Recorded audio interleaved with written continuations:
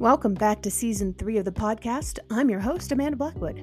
As many of you know, I wrote my autobiography as a survivor of human trafficking called Custom Justice, but if you didn't know, you do now. Keeping in line with that, this entire season has been focused on interviewing people who did or plan to write about their own experiences as trauma survivors and how they overcame their past. If that sounds like you, reach out. We can talk about having you on the show, too. As much as we all hate commercials, they are a necessary evil these days.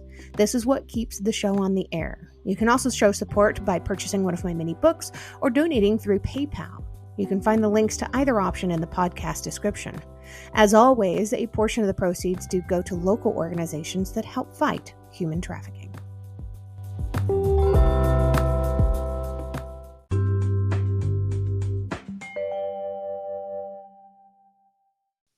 Welcome back to the podcast. I'm Amanda Blackwood.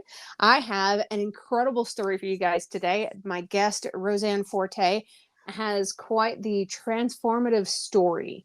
I'm going to bring her on, let her tell you like it is. But before we get too far into it, I'm actually going to have her tell you how you can reach out to her and find out more information about her. So, Roseanne, welcome to the show. Oh, thanks for having me. Yeah, thanks for offering that up. I'm the author of a daily devotional called The Plans He Has for Me, which is a 12-week daily devotional for freedom from alcohol. And what I like to tell listeners is if they want to know more, if you go to my website, www.theplanshehasforme.com, you can get access to my Freedom from Alcohol resource. And it gives you 5 foundational principles to change your relationship with alcohol that I call psychological slavery. And I just really want people to understand that that resource is available because it's kind of the guiding principles behind my daily devotional. So thanks for asking. Man, that is so powerful. Just exactly what you just said. The psychological side of this it's just that is slavery. I mean, it is when we want to stop something and we can't, it's being a slave to it, right? It's like, wait, yeah, I want to be free of this. So yeah. So Roseanne, where are you originally from? Where'd you grow up? I grew up in New Hampshire, and kind of small town by the coastline. Went to college in Massachusetts, worked in Boston for a while, followed my parents to San Diego, California. Oh, wow. Yeah, I've been all over the place. It was not a plan, it just happened.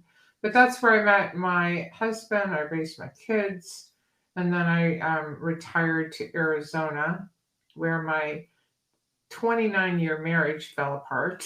Oof. And that's where I am today. So wow. Yeah. So I understand that you've had some of your own trauma that kind of led into what happened later. Are you open to talking about that? Oh, absolutely. Yeah. Well, we all have it, right? But it's just a matter of degree. But for me, it was a difficult marriage where I felt like he was very controlling. Like, I am a very happy-go-lucky. I never had depression. Always goal-oriented. If I can do something, I'll get it done. And then I met somebody who I felt was controlling. And I don't know, it's hard for me to say because he's the husband of my children, right? Whether it was intentional or not. But let's just put it this way. Over time, I developed a mantra that was very disturbing, that I was not lovable, that I was worthless, that I couldn't do anything right. It was horrendous. And I was dealing with trying to balance being a professional who was, for half the marriage, was the breadwinner, the predominant breadwinner. And then playing the role of a traditional wife and a traditional mother. I mean, I just about cracked. Right? Well, yeah, that's a lot on your plate. Any one of those things is a lot. Yeah, and I didn't manage it well. I mean, I started drinking when I was fairly young, 13, and you drink to, you don't start drinking because you think it's going to lead into a problem. You drink because that's what society tells you to do. And I drank at a very young age, when I was 13 to fit in. I went to college and it was kind of Animal Housey, and it was just to party and have fun. I went off into the workforce and it was, happy hours and business meetings and business trips and the occasional business lunch. It's just alcohol was already always there. You use it for romanticism on dates, and then with my then husband, it was just always part of the lifestyle. When we went out with friends, it was just everything. And I think the problem, and this is where your listeners start tuning in. I mean, I've done a lot of research on this. The During my marriage, I did start to get clinically depressed. And I'm not sure what happens first, the depression or the trauma or the drinking, but I know that they exponentially kind of wind each other up. Yes. And, it just puts you in a place where you just don't realize how much it's affecting you physiologically. At first, I didn't care, right? It's just like I just drinking because it just feels better. Just feels better to check out. It feels better to not deal with this. But of course, the problem is when you wake up the next morning, the problem's still there, and so is your hangover, Right. and yeah, and your regret for what you may have said or did. I know that early on in our relationship, we had a lot of um, I would say violent, not physically violent, but verbally violent. Altercations, and some of them were definitely alcohol related. Um, but then, one day, and I think this happens, well, for some people, it happens right away. It can happen based on our genes in a year or two. For me, it took decades. But I noticed the ramping up of problems when I started using it to deal with trauma, stress, anxiety, that kind of stuff. Um, and then all of a sudden you realize, well, wait, this is really bad. I can't lose weight. Like I was gaining weight. I was feeling horrible about myself. You kind of know that you shouldn't be doing it, but you can't stop it. And then you try, I call it mental gymnastics. Only after 5, only on the weekends, only with other people, only when I go out on a date, only, you know what I mean? Only on Right. holiday, only on Valentine's Day. And then you start breaking those promises. And at some point in my marriage, I became a Christian. And, as a Christian, then it's like, please, God, help me, help me, help me. Oh, I promise God, I won't do this again. And, your mental health starts to suffer, because especially when you're a person that used to be like, well, if I put my mind to it, I can do it. If people say, well, just do it. Yeah. And it's just not that easy, because one, there's a substance involved, and two, behind the substance, your brain starts operating differently. You've created a neurological pathway. And Right. yeah, Right. and you want, for me, I had trained myself: romanticism, drink; stress, drink; check out, drink; fun, drink; holiday, drink. It just started getting associated with everything I did. And we can apply this, whether or not a listener has an alcohol or substance abuse problem. You can apply this to almost any problem: eating, sugar, um, Yeah. internet, phone, binge watching TV, right? And I say it's a habit, and to change any habit, it's like, wait, why is this hard?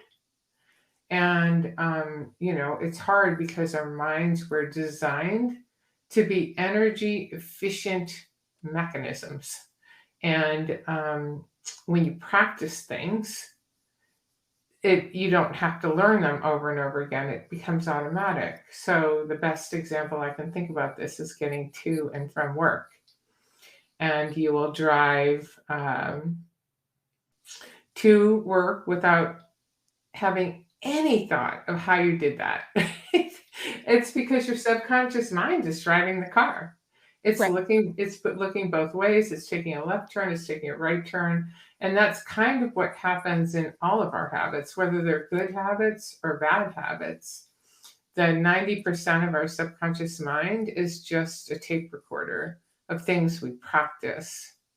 And so that's what's happening with the substance. There is a substance portion um, that you have to deal with and detox from, but that's only a short time. It takes most people maybe 2 weeks to detox, and in worst case scenarios, maybe 30 days. But why isn't it a whole lot easier after that? You know what I mean? Have you ever tried to quit anything? Oh, And yeah. it's Oh, yeah. not magic after, a certain amount of time. You're dealing with changing a neurological pathway and pattern. Right. Right. So Quitting smoking was the hardest thing that I ever had to quit. And I've quit a number of things in the past, both good and bad. But smoking was definitely the hardest because I had done it for so long. Those patterns were so deeply ingrained. yeah, me and you both. I was a really heavy smoker, 35 years. I also started at 13 years old. Wow. But luckily I quit a long time ago. And I will tell you that the quitting smoking was harder for me than quitting drinking. Really? Yeah, it Can you was. think of why? I think scientifically it's a much more addicting substance. Yeah. And yeah, well, that's what I think. I just remember back. It could have been the place I was in my life. But when I think about how hard it was, and it was socially unacceptable too. I was in California. It was really frowned upon. So theoretically, that should be easy to give up, right? Um, but Except I it's not. thank you for understanding, Amanda. I was living in California when I quit 10 years ago this October. So, Yeah, and so you understand the social unacceptable behavior that, I mean, at that point, wasn't it illegal to smoke outside?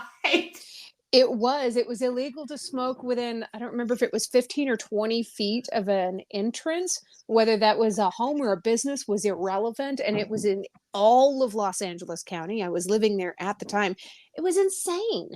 Oh yeah, yeah. I had to work hard to find a place to go have a cigarette. Yeah.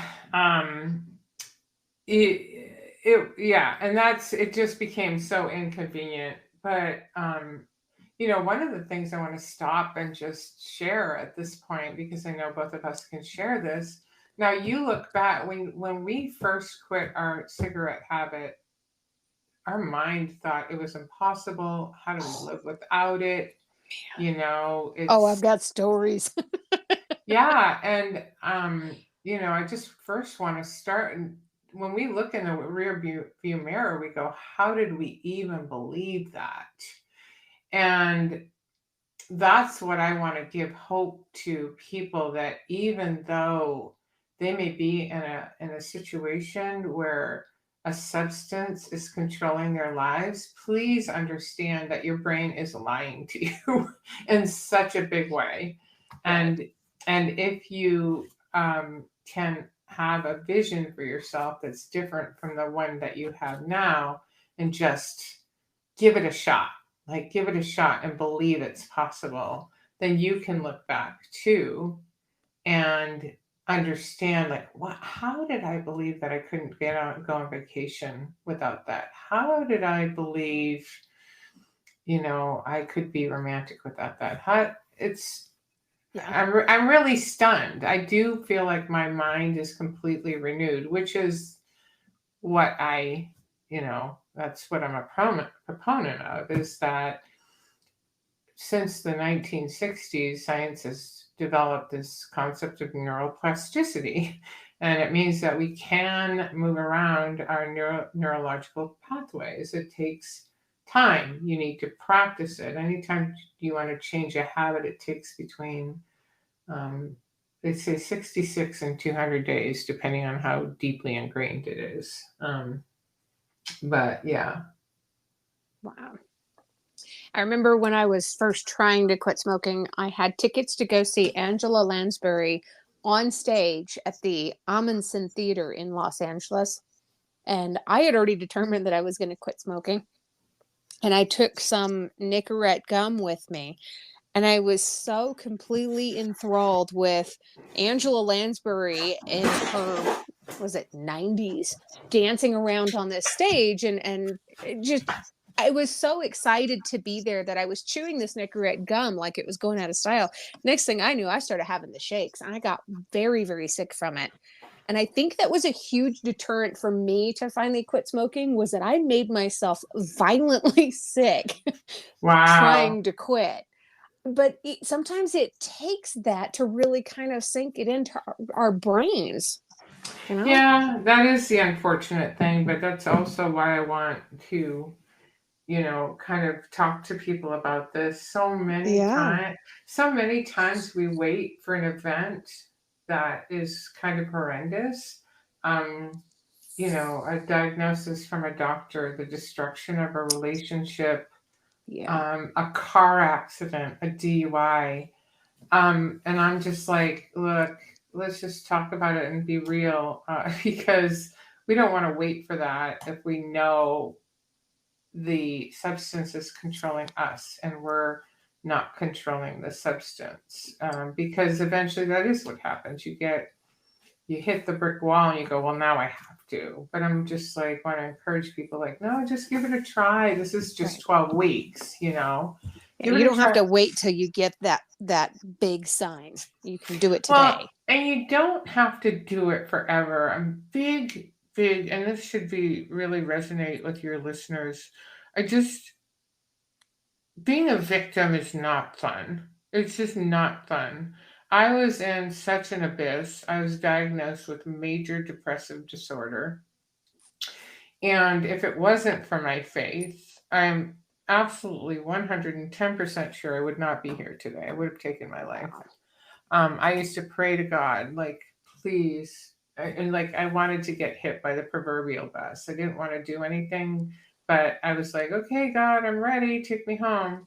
And I say this openly and honestly because I've coached enough people to know that a substance abuse can get to that point, and usually does. Like, it usually gets to this point of, why do I even bother? Like, why do I even bother? And Right.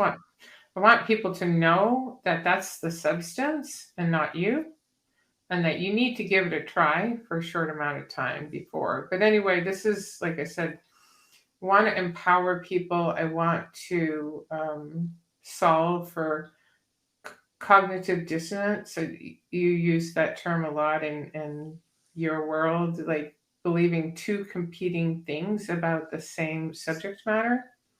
So the example would be in alcohol. I love alcohol. I need to it to keep my friends. I need it to have fun. I need it for, to go on dates. Like, how am I going to live without it? And then on the other side, same exact substance. Oh my gosh, this is terrible. It's ruining my life. I'm gaining weight. I'm afraid they're going to diagnose me with a liver disease. You know what I mean? So Right. which one is true? Because you're believing two completely different thoughts about the same thing. And so, what I'm trying to get to people to understand is truth versus lie, truth versus lie. And it's easier for us by default to move towards the truth and recognize the lie that we've told ourselves. Don't you, even in your smoking example, you can see that, correct? Right. Absolutely. Yeah, Yeah. yeah. So, yeah. What all do you think helped you to be able to heal from your past, from the trauma? Um, I, if I reflect on my journey, I had so much anger in me. Um, you know, I, I was angry that I stayed in a marriage that I thought was psychologically abusive. I was angry with God for not healing my marriage. I was angry, at Him for whatever I accused Him of doing, right? So I was just consumed with anger, consumed with this massive depression. I just felt so black inside. And so I call it like I was in this deep, dark abyss. And I looked at my life and I just said, I don't want to be a victim. I want to be a survivor. And I'm going to show you, right? I'm going to show you that, like, and you can take this to anybody who you feel like has taken advantage of you to make you feel something less than you are. So to me, it's I'm gonna show you. And so I had to work on a lot of negative self-talk, of redirecting that thinking and identifying it, right? I have take a biblical approach, but it very much matches with the science. I'm a positive intelligence coach. And positive intelligence is a science-based program about redirecting your thoughts to manage the difficulties in life by using a positive approach, positive thinking versus negative thinking. And so I can translate that to biblically. God says in 2 Corinthians 10:5 to capture your thoughts and make them obedient to Christ. And so if I'm telling myself I'm a loser, or I'm worthless, or I'm never going to do it, right? That's not a thought that is equivalent to a child of God. Right. And we were all born with a gift and a purpose, and we got derailed, right? Somebody derailed us, or we got derailed, somehow by a situation that we were placed in, and and it creates a lot of negative thoughts. So just practicing um, identifying them. To see, here's the other cool thing about the science of the brain. I call my walk a collision between personal suffering, the science of the brain, and God's word, right? And so, um, the where was I going with this? The science of the brain is capturing that thought. That so 90% of your brain is like is in your subconscious mind, right? It's the tape recorder, the memorization. But the 10% of cognitive thinking can watch what's going on with the 90%. It's called awareness, right? So whether you're talking about positive intelligence, or the verse about capturing your thoughts, making them obedient to Christ, you're talking about building the awareness of going, there it is, there's that thought. No, I'm not going to allow that. I'm going to redirect it to a truth, because it's not true about me. I'm not, you just have to commit to, and that's why I like the biblical approach, being a child of God, being a child of value, and worth, being lovable and loved, having a gift and a purpose. Because then it's so much easier to be clear about any negative thought about you is a lie.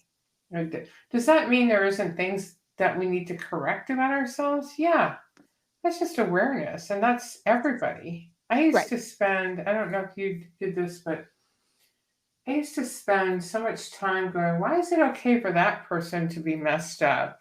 But when I'm messed up, it's a big deal. Like, well, everybody's messed up. Like none of us are perfect. And once Right. now once we start understanding that none of us are perfect, we can have a lot of compassion for others, because bad behavior is usually built upon, a hurt, and we're trying to protect ourselves from being hurt again. Right. And yeah, so I don't know if that helps. And I think the age of social media kind of bleeds into that too. What we see is what people are willing to share. And we look and see all of these people on social media and think that they have it all together and think that their lives are perfect. And what we got to remember is they're not perfect. They are human just as much as we are. And they've got their own struggles too. We need to stop comparing ourselves to what we can visually see, because perception is not reality. And that really is it, not being of this world. And this world is a very, very deceptive place. And I think all of us can see that. All of us can see the toxicity around us. And it's like, make it stop, you know? Yes. Yeah. Um, but, and I love that, Amanda, because what you're saying is identify the lie. Yeah. Don't be fooled by it. You need to identify the lie, and I think the less time you spend on social media, it's so funny. I say social media, and then I was brave enough to start a TikTok account. I don't do anything fun or exciting. I just talk into about alcohol, but occasionally I try not to spend too much time in it. But I have been noticing a lot of women talk about the filters, and Yeah. they're like, this is ridiculous because this isn't what I look like. And I'm glad that people are speaking up about it. Um, we just we do need to do our best to be the best version of ourselves, and work towards that. um, but beating ourselves, shame shame never allows us to move forward. That's another thing that the devotional kind of focuses on, is forgiveness aspect, forgiveness of self and forgiveness of others. And I know the secular world focuses on that, but of course I've got the faith focus. And when somebody's done something wrong to you, in biblical terms, it means they owe you a debt, right? And when God asks you to forgive somebody else, it's not about letting them off the hook for what they did. It's about releasing yourself from it and giving that debt to God for Him to collect on. And to me, that's a very freeing way, because when you focus on revenge, or I'm going to that kind of stuff, it just, you're the victim of that thinking mentality. But when you can hand it over to God about what somebody else did to you, that is very freeing. And then in terms of anything you did to yourself, this is why I love my faith, because it doesn't matter what we've done. It does not matter. We can look up and say, God, forgive me of my sins. And He's like, your slate is wiped clean. And I remember no more. And if we obey that, because a lot of times we may know that, but we don't believe it. But if we can actually implement that and look forward to the future and be unencumbered by our past, then we're set free, right? Then Oh, then yeah. we then we're set free. And so I think forgiveness of others and self is a big, big component. Right. I'm a big proponent for forgiveness myself. When I do stand up on stages and talk about my own life, that's usually how I end my talk is, if I can forgive the man who trafficked me, surely we can forgive the other people in our lives who have committed sins against us too. Right. And again, it doesn't mean we're letting them off the hook. It doesn't mean we Right. have to let them in our lives. It doesn't mean we don't need boundaries. It doesn't mean we should forget what they did, but Right. it means we can just forget about it. Right. You know? We can let go of that anger. Yeah, yeah. Because it just eats us up inside. Yeah. Nobody needs that. Nope. Nope. So, when we originally had correspondence, one of the questions that I sent out was, who inspires you the most and why? And you had a faith based person that you wanted to talk about. And I would love it if you would tell us who that is and expand on why this is your hero. Yeah, I mentioned it was David in the Bible, and David was just a beloved figure of God, and he had he had just done so many bad things. He let his anger get the best of him. When he was queen, he slept with another man's wife, and she got pregnant. And then it was like, uh-oh, we got to cover that up. So he put the husband of the wife, um, he was a soldier. So David made sure her husband, Bathsheba's husband, was at the front of the lines to make sure that he was killed. So I'm like, okay, here's the story of King David, who God loved, and David loved God. Yet his anger exploded at him. He was an adulterer and a murderer, and he was forgiven. He was forgiven. Of course, he repented of what he had done, and it's just this picture of the love I think that God has for us, despite anything that we've done. It can, God made him king, and he was a wonderful king, and he was loved by God. So it's just he's one of my favorite characters. Like when I go, that's who I want to meet.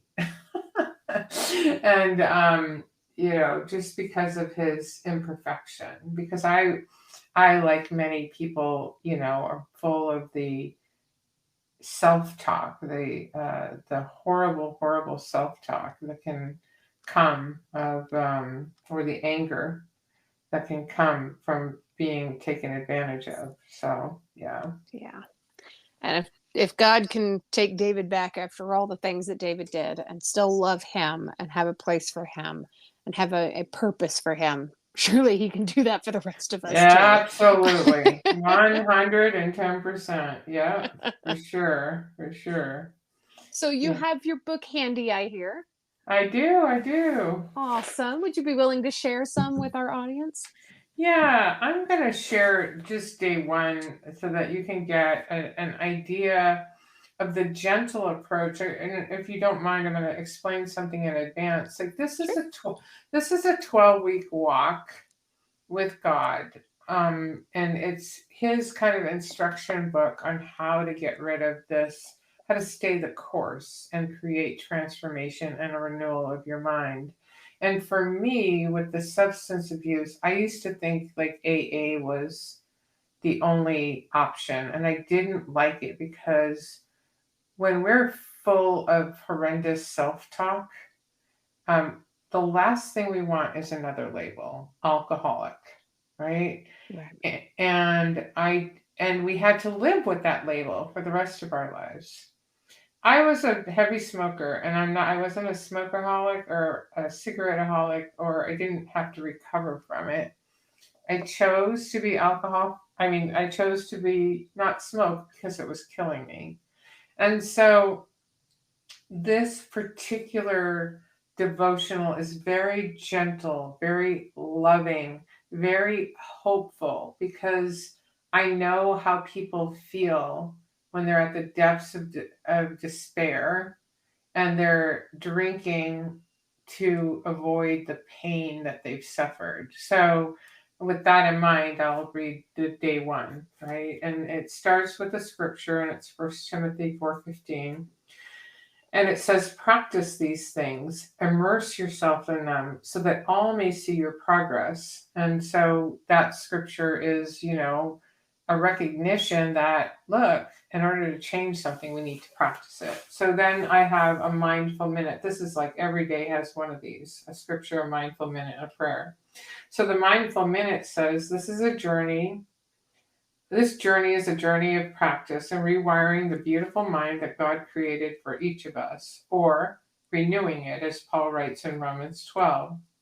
He created a mind that saves us energy and remembers routine behaviors so we don't need to reteach them to ourselves each time we do them. Think about how we can drive to and from work and not remember how we got there and back to our driveway. Think about the routine you do before you go to bed at night. There isn't much thought put into these things because it's the perfect energy saving mechanism designed by our Creator.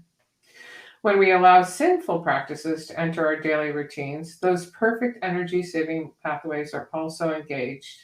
Except this time the consequences can be harmful instead of helpful. During this 12-week journey, we will commit to practicing a different way of processing our triggers relating to our alcohol drinking habits. 12 weeks is the target, so you may truly see your progress. You can choose whatever path you believe is best for you after this period. But for these 12 weeks, we will start practicing for the purpose of seeing progress and feeling how the Holy Spirit will work within us as we move this bad habit to the side. And then I say prayer. Then I end in a prayer every day. I am committed to practicing, Father. I want to embody integrity with my word to you during these 12 weeks. I will spend this period focused on your grace, love, and forgiveness. I will commit to living a life of appreciation for everything good in my life and give thanks to you. I will walk steadily in the path of your word for these 12 weeks so that my progress may be evident to me and all who I encounter. Thank you, Jesus. So that's the kind of gentle, loving, hopeful, you know, thing that the reader will get every single day. And That's very cool. yeah. It is And kind of a different approach. It's so much more gentle and so much less shameful. yeah, nobody ever accomplished anything because of shame. I just Right. try and really encourage people to look at that operating system and understand that it's just the science of the brain. It's just how God created us. And it's the substance, not and it's the lies of this world. Um, and just as we recognize it and we understand that that's the name of the devotional, right? The plans he has for me. Right. And as we recognize um I mean, if I can go from what I call the abyss and praying to God to be hit by a bus, to talking to you, writing a book, and starting a coaching program, I want people to know it's that something different is available to all of us, and we just need to know that we're valuable enough to take the initiative and we need to believe people that walked before us to tell them, trust me, it's a lie that you're believing right now. Just try it. Just hold my hand and come with me and try it for just a little bit so you see what I'm saying is true. And there's no greater joy for me than to see people transform their thinking and understanding around this. It's just pure joy. Yeah. And I understand somebody had some really powerful feedback for you the other day. Can you tell us a little bit about that? Yeah, this was a nice surprise. A lot of the Amazon reviews will say like, "Wow, this is good," for any bad habit. Sugar, food, that's pretty consistent, not just alcohol, Right. but other things. And so I had met the author of a different book at a book fair, and he had his daughter with and she's an adult, but she was addicted to meth and heroin. And her dad had just gone through hell with her, trying to help her in every way. She was in rehab quite a few times. She went to jail, and she was in rehab programs in jail. And even after a year or maybe two, she was still struggling with this concept of being free of the drugs. And I said, I'm, I just introduced her to my approach and I gave her a book. I go, maybe you can go through this because I just think viewing it differently might help you. And that was 6 months ago. And she kept it on her coffee table and I check in every 3 months and, kind of not a big response. But a week ago, she texted me and first she said, I just want to let you know that I kind of started drinking alcohol. No big deal. I'm not addicted. I'm just doing maybe a shot a night, but I see things creep in. Like this isn't my drug of choice, but I am concerned that this could creep in and be something bad. So I opened your book and I started applying it. And I'm like, oh, good. And then 7 days later, she texts me, she goes, this is really Holy Spirit inspired. I've gotten more benefit out of this 7 days than the years I've spent in rehab. And she wants to bring it into the prisons, to her social worker. She's like, I'm going to get this all over the state of Washington. So, yeah. It was, people just, that warms my heart. It makes me think I've done something good. And It is beautiful. yeah, it's just a hopeful and gentle approach. And that's what I needed. I didn't need to be shamed anymore. I had enough shame to fill a lake. You know what I mean? Yeah. So, and just understanding, we have been victims to certain behaviors of other people. We have been, but that doesn't mean we need to stay in victimization mode because that lets them win, right? Right. Yeah. And one more time, where people can go when they want to grab a copy of your book is to your website. Yeah, you can get a copy of my book on the website. And also, I would really encourage people to get that free resource at www.theplansehasforme.com because that's where, these foundational principles for ridding yourself of that psychological slavery really reside. So really encourage them to do that. Yeah. Yes. I would love to have more people reach out to you. Yeah. And there's always one last question that I ask people before I let them go. And it's definitely my favorite question. But what is one thing that you love about yourself that's not related to your physical appearance? Oh, compassionate. I have a lot of compassion for people, and that works really and God uses that gift, right, to help others because so many people will, and this is what I want to do is get rid of the stigma. I think when people come to me for coaching, it doesn't matter what they say they've done. I'm like, yep, I get it. They're like, you? I'm like, yeah. I mean, let's face it, we do things under the influence that, we wouldn't normally do. And it's embarrassing and it does cause shame. But, I just think just creating an awareness like, hey, that's that substance doing that to me, and understanding like I need to take action because I want to be in a different place. And I'll go with compassion. It's a pretty beautiful answer. I love that. Thank you.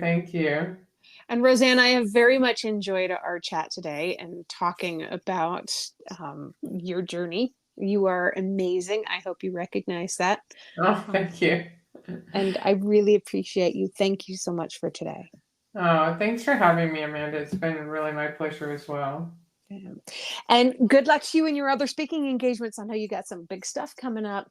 Yeah, I do. So thanks. I appreciate it. Hey, audience, that's your cue to go follow Roseanne Forte. Yay. Thanks.